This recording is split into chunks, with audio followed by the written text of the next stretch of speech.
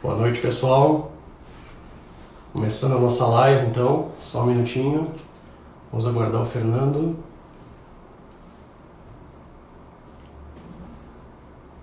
Deixa eu só ver uma coisinha aqui.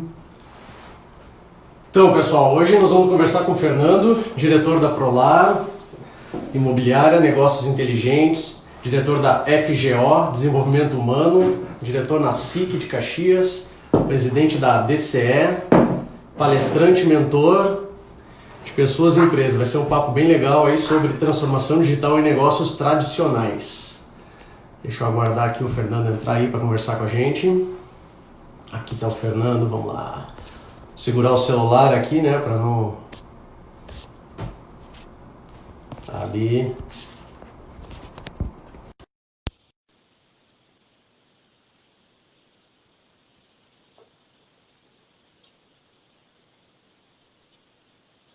E aí, Fernando? Boa Tudo noite. bem? Boa noite. Tudo Boa bem? noite. Tudo Graças a certinho. Deus. Mais uma vez aí te agradecer pela tua disponibilidade. Sabemos que tua vida é corrida aí, tá sempre envolvido com 1 milhão de coisas, né? Então dá a oportunidade aí para a gente conversar sobre transformação digital em negócios tradicionais, vai ser muito legal aí. Acho que promete assunto, temos para bastante tempo, né? Com certeza, com certeza. Eu te agradeço o convite e a oportunidade de a gente trocar uma ideia aí com a galera. Imagina, cara, é uma honra te ter aqui. E tu sabe que a gente já se conhece há quanto tempo, né, Fernando? Tem, desde a época. Faz muitos anos. Desde a época da FTech, né? É isso aí. Estávamos aula lá. Tu acredita que continue dando aula e tudo mais, ou não tem mais tempo? Não, eu parei de dar aula já fazem 5 anos, mais ou menos, que eu parei de dar aula, porque eu não consegui mais acompanhar, né? Não tinha mais tempo. Sim, Devo imagino. voltar. Estou me preparando para isso. Olha aí, que Estou legal. ficando. Precisamos de bons professores. Tá, beleza, obrigado. Então, Fernando, tu é um cara aí que eu acompanho bastante, assisto bastante tuas lives, assisto também tuas palestras. Tu é bastante envolvido com startup, bastante envolvido com transformação, com tecnologia. Tu é um cara hiperativo. Então eu quase diria um incansável aí. Tu deve lembrar, já passei por ti na rua e perguntei que hora que tu dorme, né, Fernando? Porque tá sempre envolvido. Então eu acredito que e dá para ver assim nas conversas contigo que tu faz uma coisa que tu gosta muito, né? Então, conta um pouquinho pra gente aí, começa falando aí como é que são esses desafios aí da transformação digital, o que mais a gente tem pela frente, o que tu já conquistou. Manda bala, a palavra é tua agora. Show de bola, valeu. Então, acho que a transformação digital, é preciso a gente entender primeiro o seguinte: transformação digital nós não estamos falando só de tecnologia, né? Transformação digital, antes de qualquer coisa, é uma questão de mindset, é uma questão de jeito de pensar, de jeito de fazer, de jeito de agir.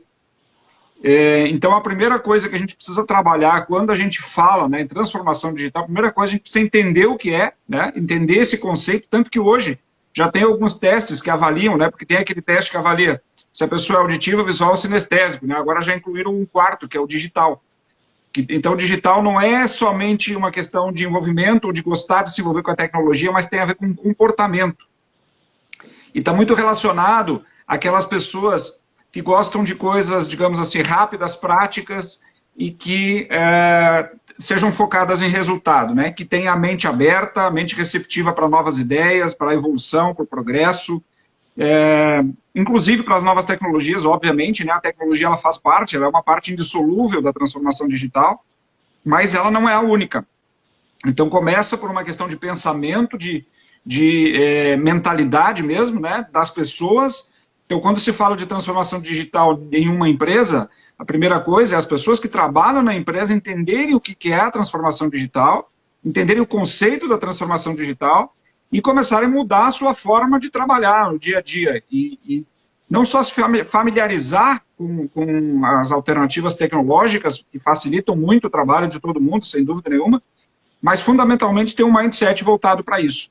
É pensar e agir rápido, né? É não ficar experimentando muito, é aquele conceito do antes feito do que perfeito, né? Faz, testa, coloca em prática, não deu, muda, volta atrás, reposiciona, ou desiste do projeto, mas você precisa ser menos, você diminui o tempo que você leva para ficar buscando a perfeição, né? Você não fica mais buscando a perfeição antes de lançar um produto, de lançar um serviço. Você tem uma ideia e você testa essa ideia, né? Isso está envolvido em tudo, não só no novo produto, não só no novo serviço, mas é um novo processo, é uma mudança de processo, uma melhoria no processo. Tudo que a gente puder fazer, né, e que venha a melhorar a experiência das pessoas, que a transformação digital também tem essa característica. Ela é focada a melhorar a experiência das pessoas. Então, não é uma questão meramente ideológica, digamos assim, da empresa que está promovendo isso, não é uma questão de foco na tecnologia. A tecnologia é o meio, o foco são as pessoas. A tecnologia é o meio pelo qual a gente vai gerar uma experiência melhor para as pessoas. E por que a tecnologia? Porque ela facilita, porque ela cria mecanismos que favorecem uma entrega melhor, mais rápida, online. Ela diminui a necessidade de trabalho manual, que normalmente atrasa processo, demora, a gente conta muito com o erro humano. Né? Então, quando a gente fala de transformação, a gente estava falando hoje sobre como é que a gente ia trabalhar aqui, né, o tema. Quando a gente fala de empresas tradicionais, né, empresas tradicionais são aquelas que normalmente têm seus processos ainda muito manualizados, são empresas muito conservadoras, empresas que ainda dependem essencialmente do ser humano. Quanto mais a gente automatiza processo, quanto mais a gente facilita a execução de um determinado processo, a gente não só melhora o ambiente interno da nossa equipe, porque trabalho organizado, empresa produtiva, gera maior satisfação no ambiente de trabalho. Empresa desorganizada, muito manualizada, que tem muito erro, acaba gerando muito erro de execução, porque é humano, né? As pessoas erram, isso é humano. Quanto mais a gente percebe que as pessoas têm dificuldade na execução dos processos, pior é o ambiente organizacional. Quanto mais organizada for uma empresa, quanto mais facilidade as pessoas tiverem para executar seus processos de trabalho, menos erros a gente comete e mais satisfação no trabalho a gente atinge. Então, por isso, Sandro, tem uma coisa bem importante que eu sempre falo para o pessoal, que assim, o processo de transformação digital dentro da Prolar, ele começou com a implantação da ISO 9000. E não foi pela ISO em si para ter o certificado, porque isso para nós nunca fez diferença para o nosso negócio ter ou não ter ISO 9000, mas é pela metodologia. A metodologia da ISO 9001 nos ajudou a organizar os nossos processos de trabalho, a organizar as nossas áreas de trabalho. Nós criamos padrões, criamos metodologia, e esse foi o ponto de partida para o processo de transformação digital. Porque se você não organiza a empresa, você faz uma transformação digital com uma empresa totalmente desorganizada, você está digitalizando a bagunça. E aí é pior do que você não digitalizar. Porque aí você está levando para dentro, porque a tecnologia ela aceita tudo. Ela aceita qualquer coisa. Né? É o ser humano que abastece a tecnologia. Ela executa aquilo que você mandar ela executar. Então, se você abastece um sistema, um software, uma plataforma, seja lá o que for, com informações inadequadas, com um processo desorganizado, é assim que o sistema vai reagir. Então, você está, na verdade, a única coisa que você faz aí é digitalizar a sua desorganização. Então, primeiro tem que organizar. Primeiro a empresa tem que estar organizada. Primeiro os processos têm que estar bem definidos, mas flexíveis. Não pode organizar e implantar ISO e deixar inflexível, né? Criar um processo que não tenha melhoria contínua. A melhoria contínua tem que fazer parte, é inexorável à evolução. E aí, na sequência, sim, aí você leva isso para o meio digital depois que está organizado. Então, nós implantamos a ISO, nós começamos a implantar a ISO em 2012.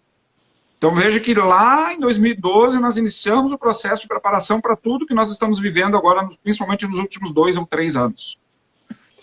E até outro dia tu estava conversando comigo que com a pandemia que aconteceu e pegou todo mundo, muita gente, quase todo mundo desprevenido, tu te sentiu mais organizado, ou melhor, tu tinha feito a organização, tu fez a transição de vamos para o home office muito mais tranquila, né? Mas porque tu deu um olhar antes para organização, para processo e tudo mais. Conta isso aí para nós aí também. Foi tu sentiu algo tranquilo, não? Olha só, a gente, de alguma forma, acho que todos nós fomos pegos de surpresa com essa questão do coronavírus e da necessidade da quarentena, né?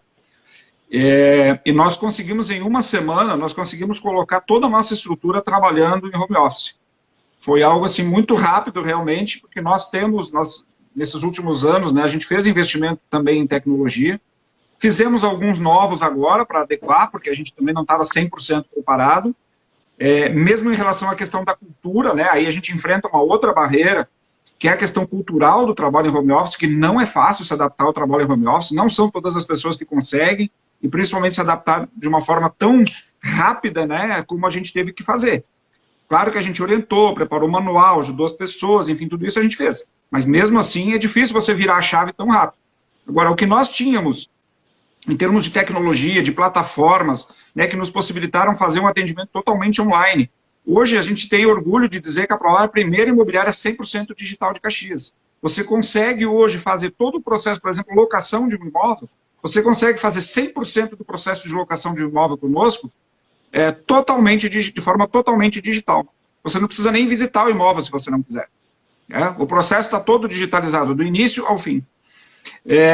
Mas essa digitalização que possibilitou a gente se adaptar muito fácil ao home office, ela não está baseada somente no desenvolvimento de softwares. Ela está baseada num conceito que a gente chama de hub. Hoje nós somos um hub do mercado imobiliário. Para você ter uma ideia, Sandro, a gente tem hoje plugado no nosso processo, nós temos 12 startups e 5 empresas de tecnologia.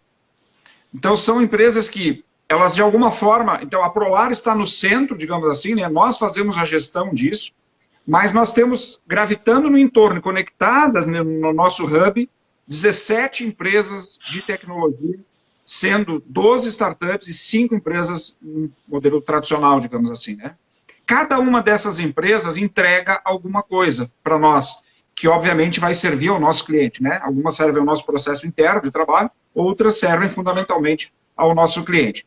Então, esse hub foi fundamental para a gente chegar nesse processo de digitalização.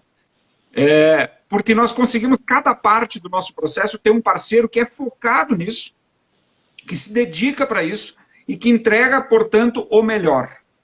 Se nós fôssemos desenvolver, e aí é um conceito interessante, né? Porque as pessoas pensam, não, mas eu tenho que desenvolver, eu vou montar, sei lá, um setor de programação dentro da minha empresa. Na verdade, o que a gente precisa é ter a capacidade de integrar. O grande segredo é a gente conseguir integrar diversas plataformas, diversos sistemas, de uma forma produtiva. Porque também você não pode achar que qualquer tecnologia serve, você não pode achar que qualquer programa serve, que qualquer plataforma serve, porque você achou bacana, legal, você vai lá, achei legal isso aqui, vamos trazer. Você tem que ver o que realmente faz sentido, o que gera valor para a empresa e fundamentalmente para o cliente. Se gera valor, beleza. Se não gera valor, aí a gente tem que repensar. A gente teve que repensar alguns investimentos que nós fizemos, porque nós percebemos que algumas coisas que nós investimos não geraram valor para o nosso cliente. Ele não percebeu o valor. Então a gente teve que voltar atrás, a gente teve que dar um passo atrás. Mas em compensação, outras que num primeiro momento a gente acreditava que talvez não gerassem tanto valor assim, a gente percebeu que geraram um valor enorme e fizeram uma baita diferença na nossa relação com o cliente. Então tem um pouco disso também, quer dizer, a gente também vai experimentando. Né? A gente tem uma nova tecnologia, a gente avalia, aquilo é bacana, é legal, está dando resultado, vamos trazer, adaptamos a nossa realidade e vamos implantar. Se não der certo, a gente tira.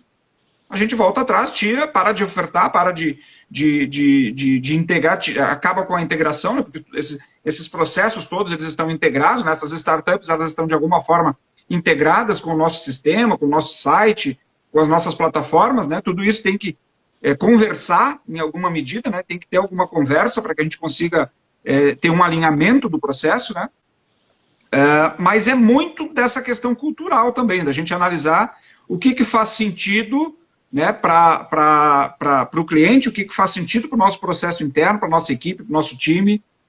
E a gente vai tendo que adaptar, e vai tendo que trabalhar dentro desse contexto, dessa realidade, sem medo de errar, né? Você não pode ter medo de errar, você não pode ter medo de correr risco, porque aquilo que você vai fazer, você sabe que pode não dar certo.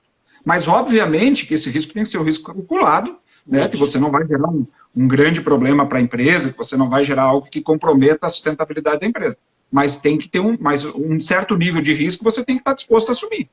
Porque senão você não testa nada, você não avalia nada.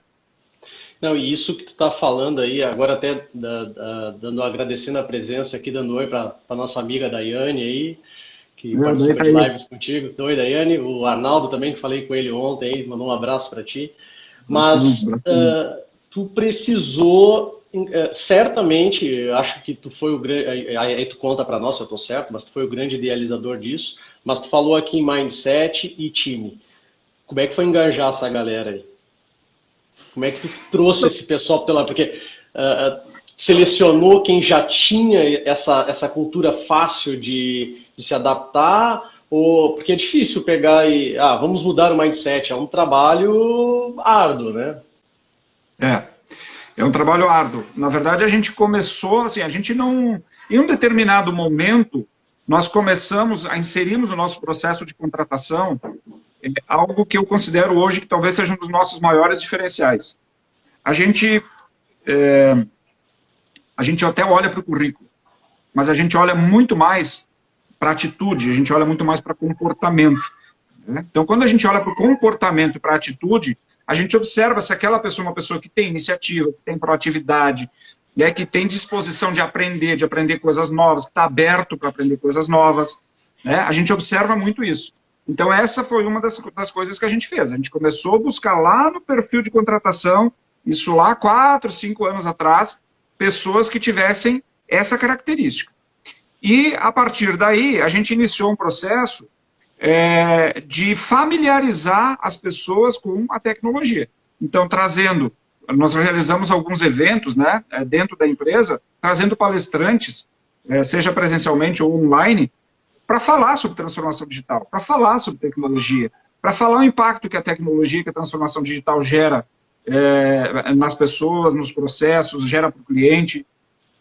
A gente trouxe parceiros de startups, né, para dentro da empresa para falar sobre startup, o que é uma startup, o que ela entrega, né, por que é um modelo de negócio que hoje está tão em alta, né, e qual é o diferencial desse modelo de negócio. Então, a gente começou a familiarizar as pessoas com esses conceitos, né? Aos poucos, a gente foi trabalhando isso. E foi introduzindo essas novas tecnologias, envolvendo também as pessoas. E aí, trabalhando muito com a gestão de projetos. Né? O Vanderlei é o nosso gestor de projetos, ele está acompanhando a live aqui. Baita profissional. E é um guri, né? E é um guri.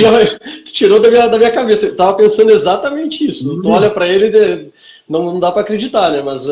cabe bastante conhecimento ali naquele cidadão ali.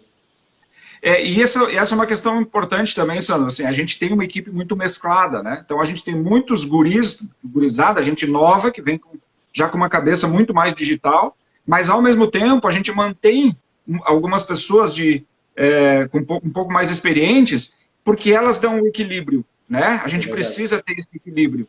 Então, essa forma de compor a equipe, eu acho que ela é importante também, você conseguir manter um equilíbrio. Mas, voltando a falar assim, em relação a como que a gente fez isso com o time, né? Aí, através da gestão de projetos, a gente começou também a fazer essa implantação, essas mudanças, essas transformações de uma forma organizada, e envolvendo as pessoas diretamente relacionadas com aquele processo, para que elas pudessem entender, para que elas pudessem validar, para que elas pudessem utilizar. Hoje, por exemplo, a gente não troca um sistema se o time que usa o sistema não validar. A gente já está buscando até um novo software para a área de aluguel, e a gente olhou alguns softwares e a equipe analisou e a equipe disse, não, esse não serve por isso, por isso, por isso. E a gente simplesmente rejeitou porque o time não aprovou, não validou. Então, se o nosso time não valida um sistema que essencialmente eles vão utilizar no dia a dia, não faz sentido para a gente ter. Porque senão eles também não vão se sentir à vontade, eles não vão perceber valor. E eles também têm que perceber valor naquilo que a gente está trazendo para conectar com o nosso processo. seja as startups, as plataformas, as empresas de tecnologia, elas têm que entregar algo que faça sentido para o nosso colaborador que está ali envolvido naquele processo também. Não é só para o cliente, né? Porque se o colaborador não compra a ideia, se ele não aceita, não valida e não usa isso no seu dia a dia, não vai chegar para o cliente. Porque a plataforma, a grande parte delas tem um processo que é autônomo, né? Que não depende tanto das pessoas. Mas, em alguma medida, sempre vai depender. Você inserir alguns dados, você inserir algumas informações, e aí a tecnologia vai trabalhando com esses dados e com essas informações. Então, se o nosso time não se sente à vontade com uma determinada plataforma, com um determinado software, não faz sentido para a gente, porque aí as pessoas não comprando, elas não veem valor, a gente vai acabar não gerando valor para o cliente. Vai acabar não chegando lá na ponta onde a gente quer que chegue. Sabe que a gente vem que a gente está fazendo a 4ª live, né? E a gente já trouxe aqui o PESE para falar de marketing de relacionamento. Semana passada nós tínhamos o Vinícius falando de inteligência artificial. E tu está falando a aplicação disso tudo e começa a remeter. Valide, teste, tecnologia não é muleta, ou ferramenta não é muleta. Então, e aí tu dá um exemplo muito prático, né, real, de que não adianta, eu vi funcionando no lugar, vai funcionar na minha empresa. Não quer dizer isso. E eu achar que isso é a ferramenta mais bonita e colocar para usar, sem validar, também não é a solução. E tu fez isso. Seguiu vamos lá, é quase que um script, né? E uma coisa que tu falou antes também, errar, ok, passa para frente e vamos para o próximo. Todo mundo erra, né? Tem que saber medir esse erro, mas muito legal. Então, engajamento do time, encontrar as pessoas certas, trazer todo mundo, isso aí faz toda a diferença mesmo, né? E uma boa gestão na implantação, né, Sandro? Esse é um dos pontos que eu destaco. A gente teve uma evolução muito grande nisso também, com o trabalho do Vanderlei, que é de você ter uma boa gestão de projeto, você transformar, né? Então, nós vamos implantar uma nova tecnologia. Mas não é simplesmente você chegar lá e ir para o lugar e sai funcionando, né? Tem uma série de coisas que você precisa ver, né? Como é que você conecta, que dados ela entrega, como monitora, quem vai usar, né? Quais são os pontos todos que você tem que observar, porque você tem que ter uma visão sistêmica na hora que você vai implantar. Então, quando você trabalha com a gestão de projetos, ajuda a te dar essa visão sistêmica, né? Entender todas as conexões que são necessárias você observar, para que aquela tecnologia possa efetivamente entregar aquilo que você quer. E tu estava falando da questão de que a gente tem que estar disposto a errar, né? Que a gente vai errar e a gente errou. Vou citar só um exemplo aqui de um dos erros que a gente cometeu. Legal. Que foi o seguinte, nós vislumbramos numa empresa em Maringá uma parceria com uma fintech que trabalha com antecipação de recebíveis, antecipação de aluguéis, né, para os proprietários, para aqueles proprietários que quiserem antecipar os aluguéis. E, rapaz, quando isso foi implantado lá num parceiro nosso em Maringá, bombou o negócio. Né? Eles cresceram, até a carteira de locação deles cresceu, porque vários proprietários saíram de outras empresas, de outras imobiliárias, e foram para a empresa deles porque tinham essa possibilidade da antecipação dos aluguéis, obviamente com uma taxa menor do que se você fizer um empréstimo, né?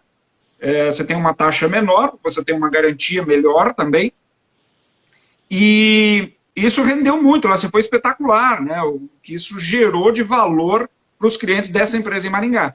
E a gente trouxe para cá essa fintech, nós implantamos esse serviço aqui, fizemos uma divulgação até com outdoor e tal, lá. Até hoje acho que não tivemos nenhum cliente que fechou o negócio. Por quê? Porque o nosso cliente aqui não viu valor nisso. O nosso cliente não percebeu que isso era bacana para ele. Ele não validou. Né? A gente fez um investimento, a gente acreditou que isso ia gerar valor, que isso ia, inclusive, trazer mais cliente, mas efetivamente não trouxe e não gerou valor para o cliente. Ele não percebeu esse valor. Então, é uma questão cultural nossa. Né? É uma questão cultural nossa, que o proprietário de imóvel, principalmente, na nossa região, ele é um cara mais de meia idade para cima. E esse cara, ele, pela nossa característica aqui, dificilmente ele vai buscar dinheiro emprestado. Dificilmente ele vai fazer isso. Né? Só se ele realmente não tiver outra saída, senão ele não vai fazer isso. Então, acabou não dando certo. mas a gente testou. Até hoje eu tenho parceria com essa empresa. Se algum proprietário, algum cliente nosso quiser, a gente oferece. Mas não é um não produto... Fez diferença. Não fez diferença. Não fez diferença. Então, isso acontece. A gente não acerta sempre. Em compensação, a gente tem outros parceiros aí que recentemente a gente trouxe que agregaram muito valor ao processo que a gente entrega, né, para o nosso cliente. Eu cito a questão da garantia, por exemplo, de locação com cartão de crédito, né, que gerou um impacto muito grande. Hoje, grande parte das nossas locações são lastreadas com garantia através de cartão de crédito.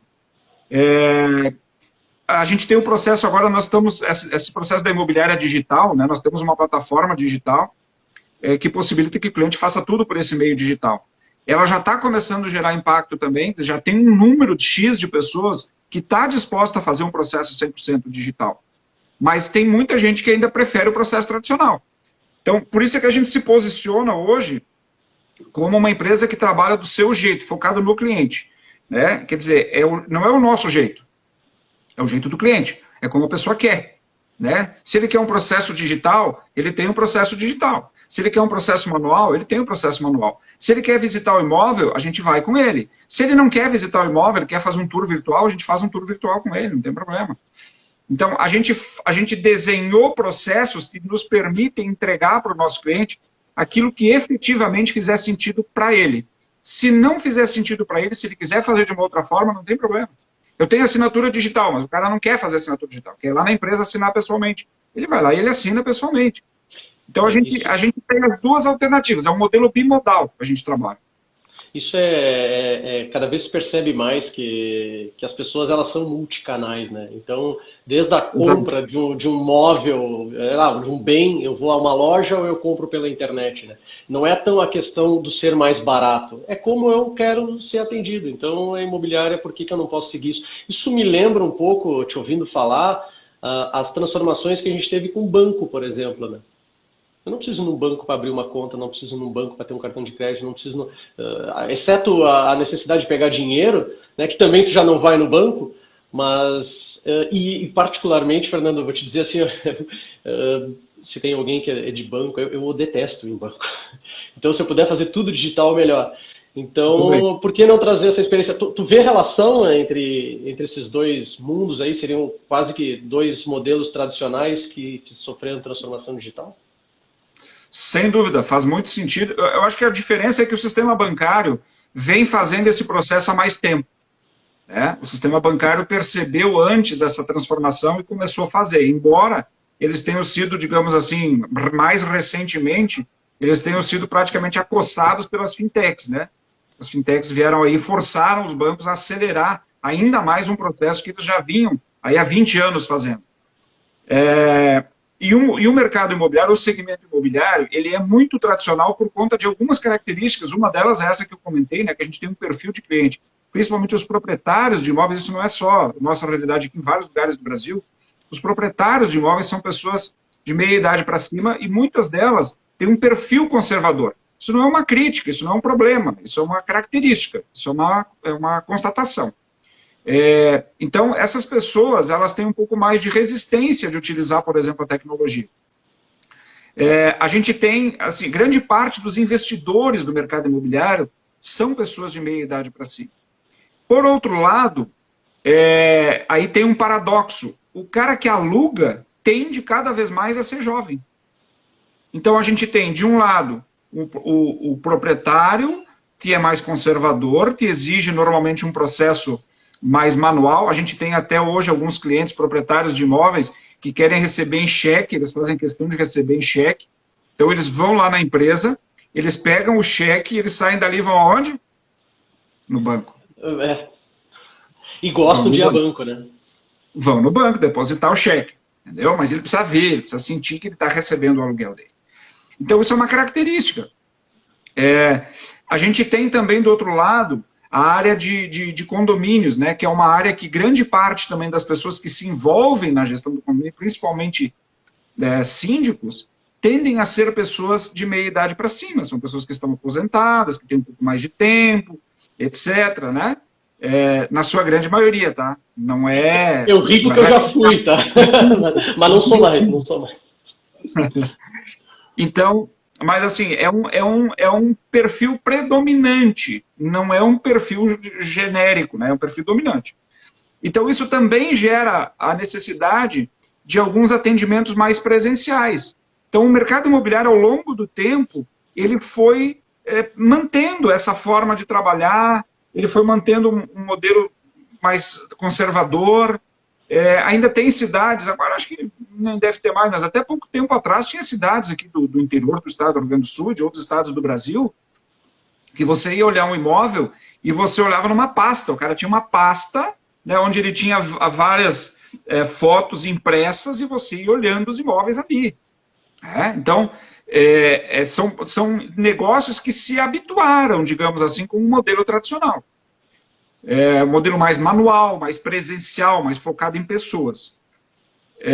Usando mão de obra, mais mão de obra que eu digo, né? Tem que ser focado em pessoas, mas a tecnologia hoje está mais a serviço dessa entrega de uma experiência melhor para as pessoas. Esse processo que hoje está se acelerando, ele foi motivado pelo surgimento das startups, porque surgiram algumas startups dentro do mercado imobiliário que simplesmente apavoraram todo mundo. Os empresários, assim, eu convivo no meio dos empresários do mercado imobiliário, tinha gente desesperada, empresários desesperados, acreditando que o seu negócio ia desaparecer, que ia falir, que ia acabar. Então, essas empresas, essas startups que surgiram mais recentemente, elas acabaram impulsionando o segmento imobiliário a promover uma transformação. Mas cada empresa tem o seu tempo, né? Tem o seu time, nem todo mundo conseguiu reagir da mesma forma. Teve gente que realmente acabou falindo, teve empresas que faliram, que fecharam, outras empresas foram incorporadas, outras empresas foram vendidas, outras empresas acabaram fazendo parcerias, enfim, porque simplesmente não conseguiram mais dar conta dessa exigência que existe hoje no mercado imobiliário de você trabalhar de uma forma muito mais prática, muito mais ágil, muito mais simples, né? E aí, Sandro, tem um dos processos que para mim é emblemático da transformação digital do mercado imobiliário. Para mim é emblemático, que é o processo de locação de um imóvel. Amigo, 2017, 2016, a gente parou para desenhar a jornada do nosso cliente na locação de um imóvel. E eu não tenho nenhuma vergonha de dizer aqui que quando a gente terminou o desenho da jornada do nosso cliente na locação de um imóvel, cara, eu olhei para aquele negócio e falei assim, gente, eu não alugaria. Vocês alugariam? Tinha nosso time lá, né, de gestores. Alguém alugaria? Cara, ninguém alugaria. Porque era muito ruim, não era ruim, era muito ruim. A experiência era muito ruim. O cara tinha 13 pontos de contato com a imobiliária. Desses 13 pontos de contato, pelo menos metade era presencial. Você tinha que ir em cartório, assina, reconhece, não sei o quê, blá, blá, blá, um monte de documento. Aí não tinha aquele documento, aí tinha que buscar outro. Aí apresentava um, aquele não servia, tinha que buscar outro. Amigo, era um parto para alugar um imóvel. E vou te dizer assim, muitas empresas do mercado imobiliário, infelizmente, ainda têm esse mesmo processo. E eu digo infelizmente pelo seguinte, porque todos os segmentos, eles acabam sofrendo muito esse processo de surgimento de novos players, agora principalmente nas startups, enfim, porque eles não conseguem dar conta de melhorar a experiência do cliente. Porque eles não conseguem sair da caixa, eles não conseguem pensar fora daquele modelo tradicional.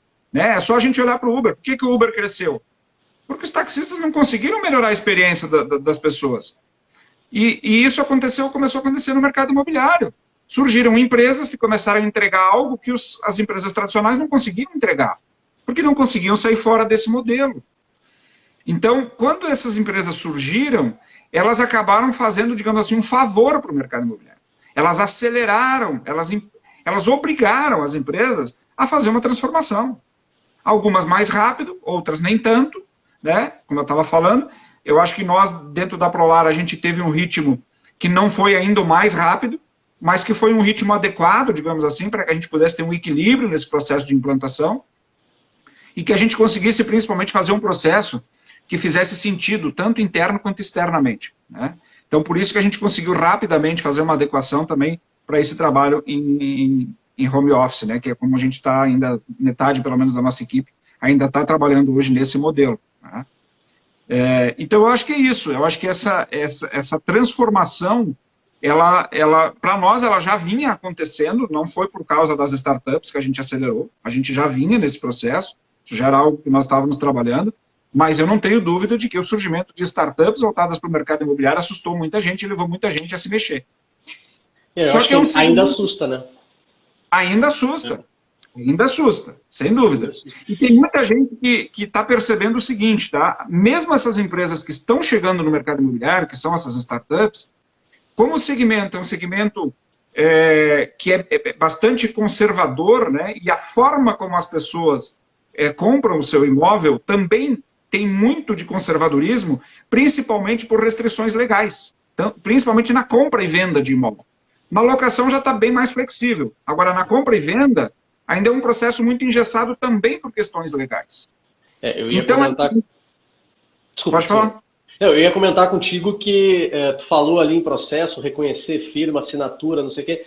Tu viu que nesse momento tu começa a envolver outros negócios tradicionais e que não se vê transformação digital ali, né? Então, como é que agora eu fiquei com uma dúvida. Na locação, esses processos foram eliminados? Porque eles não se transformaram. Como é que aconteceu isso? Eles foram eliminados, então? Porque na compra precisa, não tem como fugir. Mas na locação eles foram eliminados?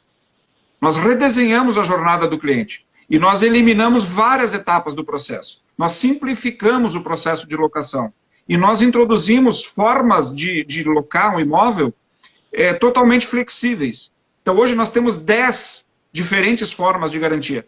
10. Eu ia te perguntar, e as garantias? Porque todo mundo, o locador, ele está preocupado com se ele vai receber, se depois ele não vai ter que brigar na justiça para receber o imóvel, e depois se ele vai receber em estado habitável. Exato. Então, a gente tem que gerar essa garantia para o proprietário. Né? Então, nós temos 10 diferentes formas de garantia de imóvel. Uma delas, né, é a questão do cartão de crédito, que eu já comentei, que hoje você aprova... não leva 5 minutos para você aprovar hoje um cadastro. Então, no mesmo dia, hoje a nossa meta, nós estamos trabalhando nisso, é para que o cliente receba a chave, desde o momento em que ele faz o contato, até o momento que ele recebe a chave para ocupar o imóvel, em 12 horas. Algo que até pouco tempo atrás nós demorávamos no mínimo 5 dias úteis. No mínimo 5 dias úteis. Então, hoje nós já conseguimos entregar no mesmo dia e a gente está trabalhando para reduzir esse processo para no máximo 12 horas. Vou entregar a minha idade aqui. Eu lembro que antes tinha que reservar o imóvel, né? Tinha que reservar.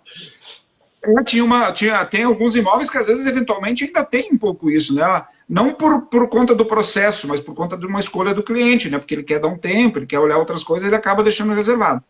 Mas o processo de locação, para nós, hoje ele está muito simplificado. A gente reduziu muito as exigências.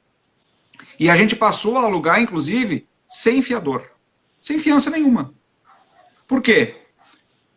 Se eu sou proprietário, eu tenho um imóvel, eu vou colocar esse imóvel para alugar, e eu concordo que a locação desse imóvel seja feita sem garantia, por que a imobiliária vai exigir isso?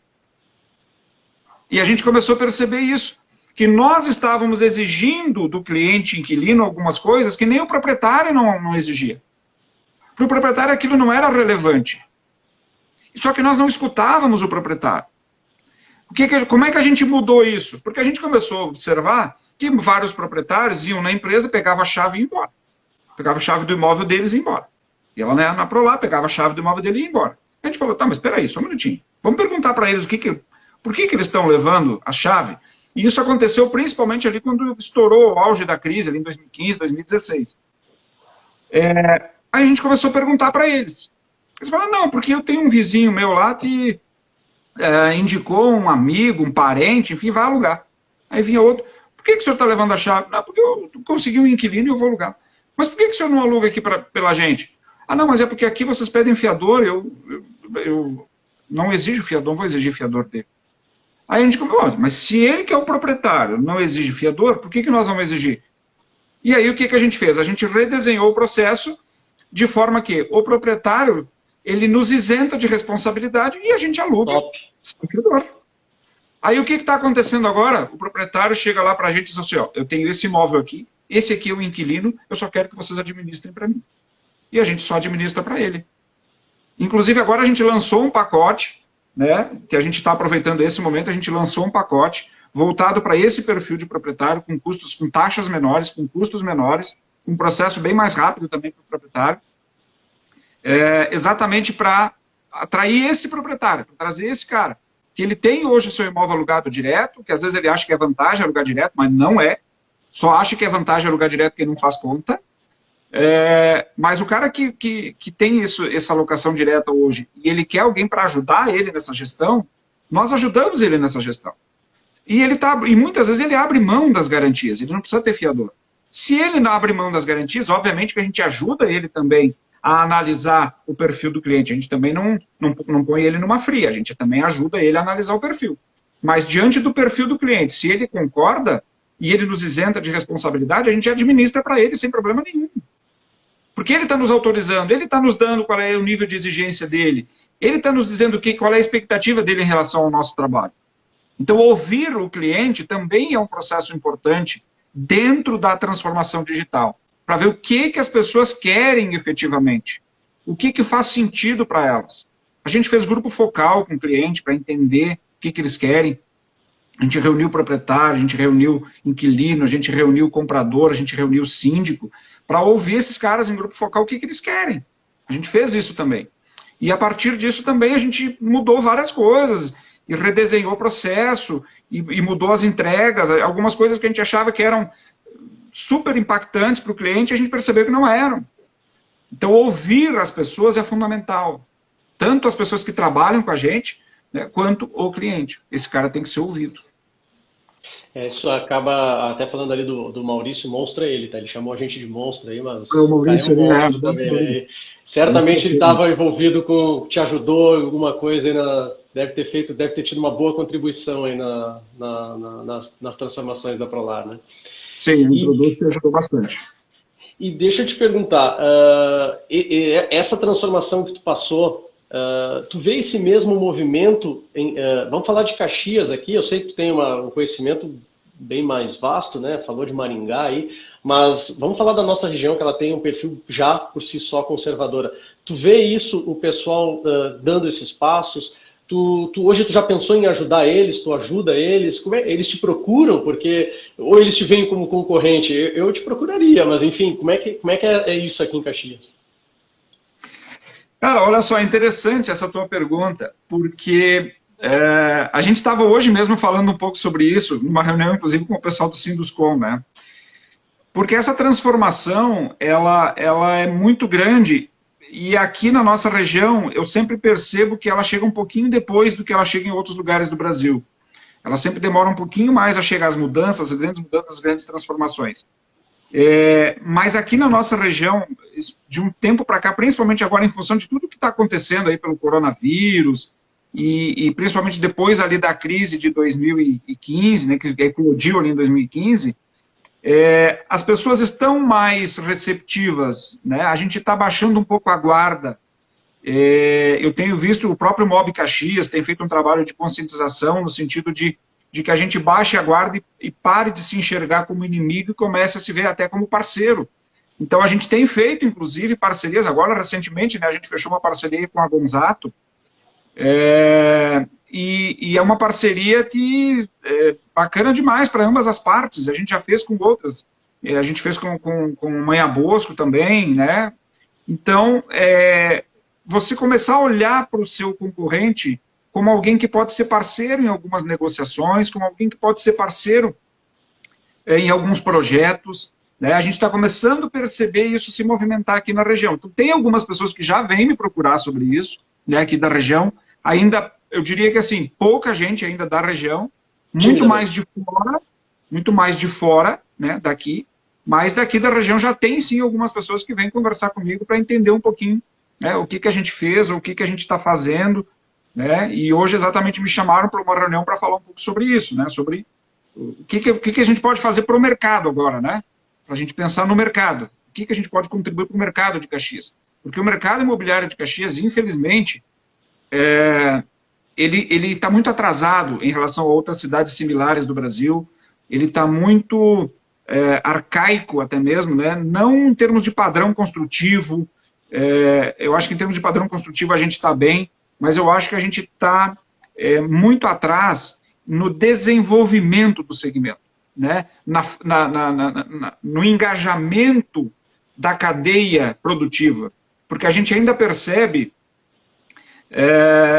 por exemplo, construtoras que desejam lançar um determinado empreendimento, vão lá, compram o terreno, constrói e chegam e começam a vender. Quer dizer, começam a vender. Colocam para vender, muitas vezes não vende. Às vezes vende antes.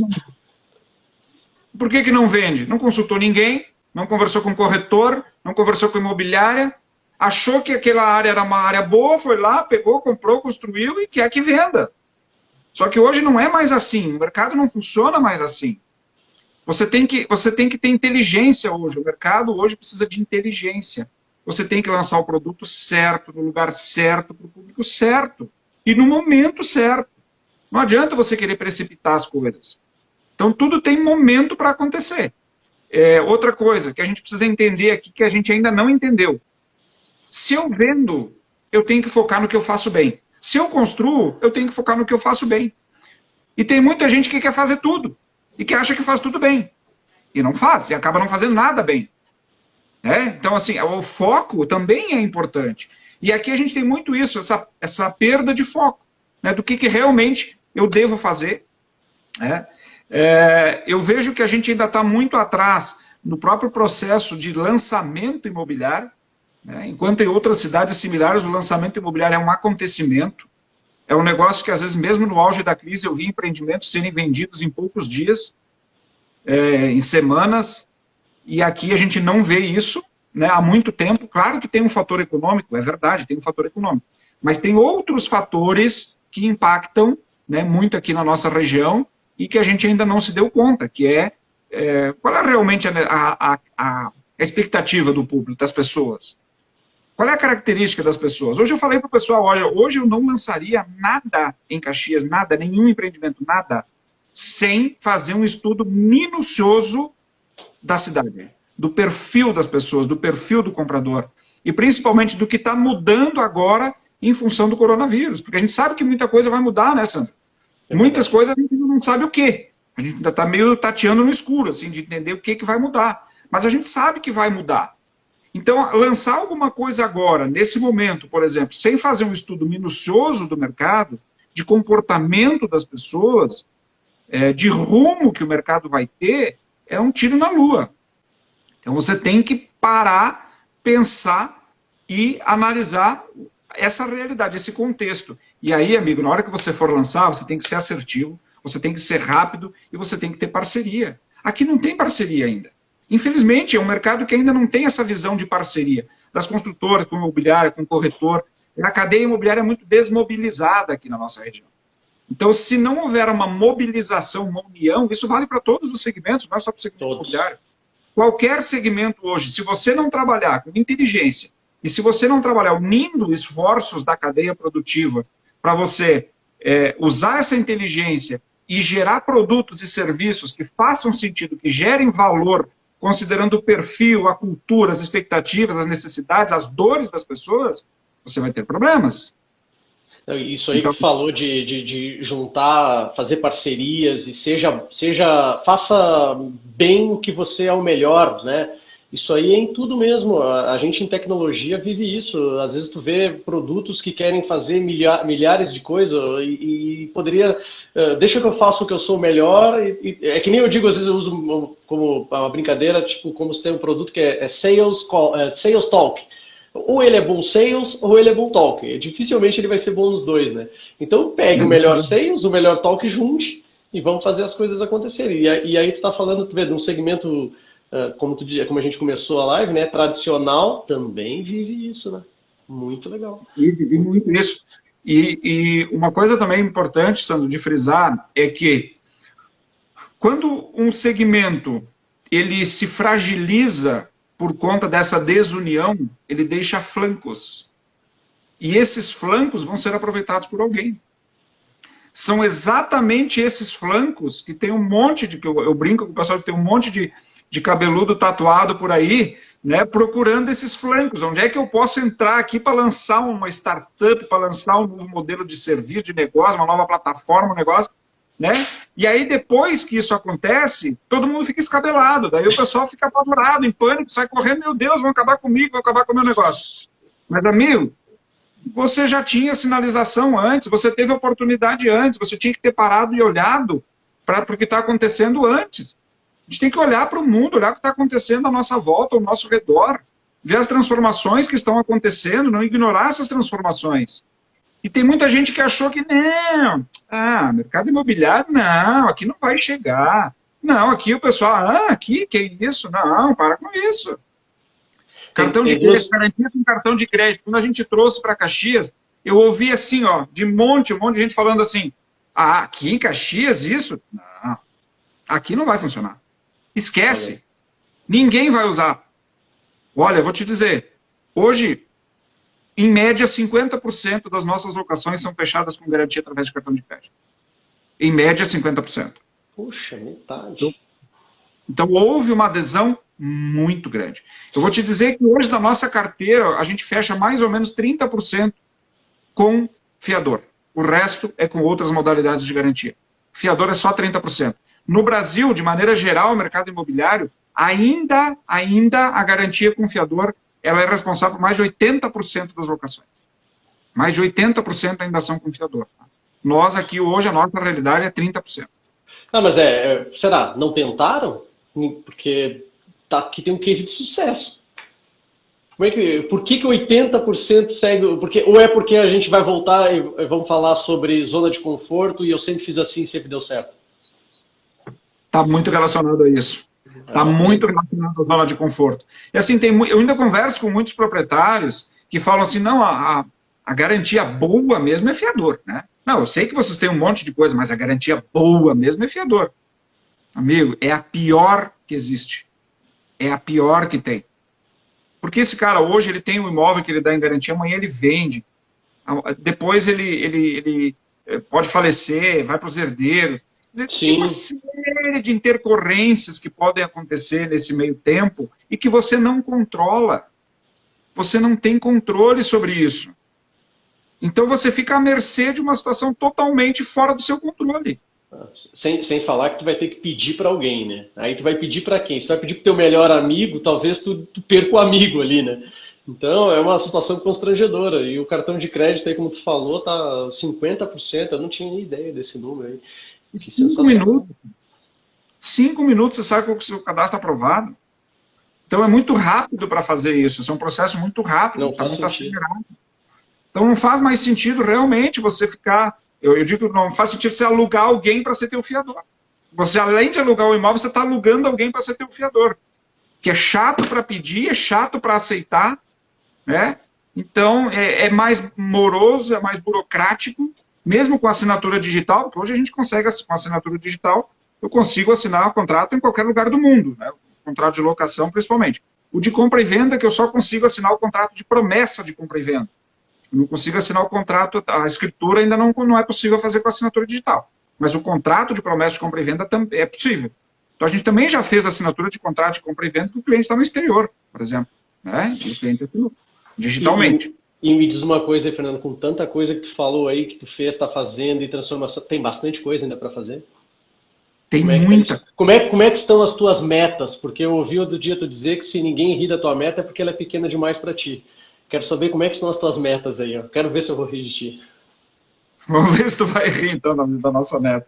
Cara, eu acho o seguinte. Primeiro, eu acho que agora é a hora de separar, assim, usando uma analogia, né, brincando, né? Não estou aqui querendo ser sexista, né, nem machista, mas é a hora de separar os homens das crianças, né? No seguinte sentido.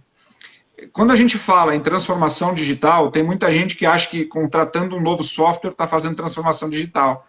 Ou tem gente que acha que trazendo uma startup está fazendo transformação digital.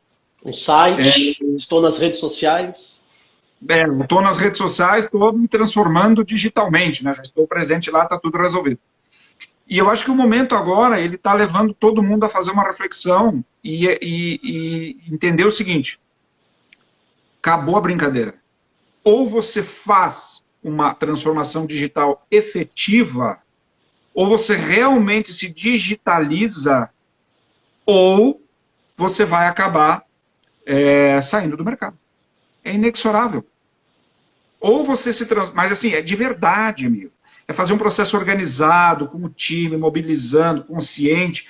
Isso que a gente está falando, né? A gente está falando aí dessa questão de mindset, tudo isso está relacionado à transformação digital. É acreditar que aquilo que talvez não seja possível, que talvez você não acredita que seja possível, pode sim ser possível. Eu imagino, por exemplo, a gente, no futuro, eu imagino uma imobiliária, um lugar onde vai ter um monte de vários espaços totalmente virtualizados. Você vai entrar, por exemplo, numa sala, essa sala está toda mobiliada, mas nenhum móvel é real. Nenhum móvel que tem nessa sala mobiliado, nesse apartamento mobiliado, é real. É tudo... Tá rindo, tá vendo? Então, acho que tá legal. Nenhum móvel que está nessa sala, nesse ambiente, é real, bicho. Cara, é que eu começo a me imaginar, cara. Te ouvindo falar, eu começo a imaginar isso, cara. É muito legal, é muito legal. Eu começo a imaginar. Cara, tu não precisa mais... E assim, não é só tu pegar e colocar um óculos 3D Sim. e tu enxergando. Não, é você estar dentro do imóvel, você olhar para ele e enxergar ele mobiliado. Ah, eu não gostei daquele armário. Eu vou trocar aquele armário. Mas é tudo virtual. Depois, quando eu... Não, agora está aprovado o projeto. Beleza. Agora vai lá e troca. Agora vai lá e põe de verdade. Que sensacional. Ó, nós temos mais 3 minutos aqui, mas eu vou deixar esses 3 minutos para tu dizer aí. Então, é isso que eu posso esperar, então? Ou tem mais? Vou agora já me imaginar. É uma aceleração do processo, né, de digitalização. Inclusive uma flexibilização da legislação. Eu vislumbro isso nos próximos anos. Uma flexibilização da legislação, para que a gente possa, por exemplo, não ter mais contrato. Hoje um contrato de locação é 30 meses pela legislação. Isso não faz mais sentido dentro da realidade de hoje. Né? Tá aí o Airbnb trazendo novas modalidades e a gente tem que se adaptar. Então o mercado de locação também vai ter que se adaptar. O mercado de compra e venda também vai ter que se adaptar. Vai ter que aceitar a escritura com assinatura digital.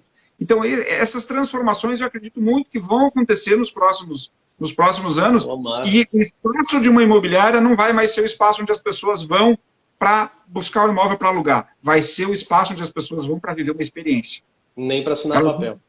Nem para assinar papel. Elas vão para viver uma experiência, para entrar no imóvel, para ver, né, digitalmente a mobília desse imóvel, né, para ver uma projeção de como que esse imóvel vai ficar conforme as características dela, conforme os desejos, as vontades, as necessidades dela.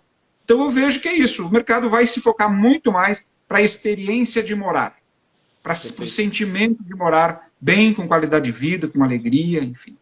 Tudo isso. O pessoal está dando parabéns aí para a Prolar, tá? Esses parabéns para ti também. Te ouvindo falar, a gente vê que tu é um entusiasta, um cara extremamente motivado. Desejo que tu continue assim, se tem espaço aí, mais ainda, né? E contagiando a galera, cara, porque eu acho que não é só cada um no seu negócio, né? Isso tudo que tu falou aqui vale para todos os negócios. Então eu peço e torço para que todo mundo consiga fazer o que tu fez, acreditar, sair da zona de conforto, sair da caixa e começar a acontecer nos seus negócios, né? Começar e errar e acertar. Engajar a galera, trazer o time, é isso aí. É isso aí. É isso mesmo. E é possível. É só acreditar e trabalho. Então tá joia. Qualquer coisa o pessoal te chama aí, vai lá tomar um café e te ouvir falar. Já fui várias vezes lá e é isso aí que tu tá falando. O Fernando que tá aqui, esse cara humilde, parceiro, que não tem problema de conversar. E se precisar a gente conversa aí, troca ideia e tu vai estar... Essa é a pegada da mentoria, né? Muito boa mesmo. Exato. Eu estou à disposição. Quem quiser bater papo sobre isso, né, manda mensagem aqui, entra aí no meu Insta, no meu Face, enfim, nas redes sociais. Manda mensagem, a gente conversa, combina, vai lá, toma um café, enfim, como tu falou. Estamos à disposição aí. O negócio é ajudar. Mais uma vez, brigadão, Fernando. Um abraço para ti aí. Nos encontramos. Um abraço a todos. Tchau. Tchau, pessoal. Valeu, galera.